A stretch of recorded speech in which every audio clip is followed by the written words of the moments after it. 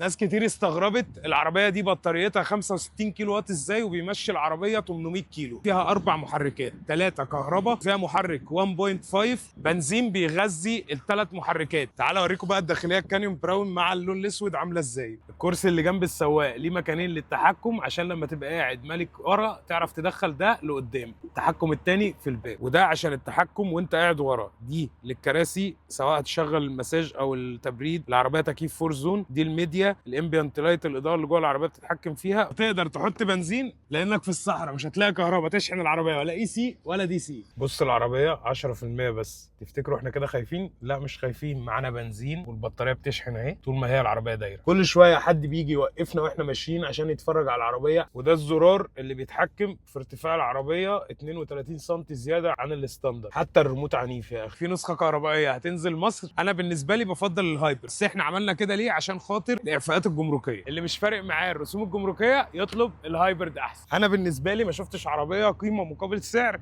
زي دي. قدرت اثبت لكم مع الوكيل في الامارات خصم ثابت 50,000 درهم، ولمتابعين محرم خصم اضافي 20,000 درهم بسبب الضغط اللي حصل على العربيه. وانت لو عايز الخصم كلمني الحق، عشان العربيه دي هتروح لحته تانيه خالص. بعد ما عرفت سعرها تشتري العربيه دي ولا ايه؟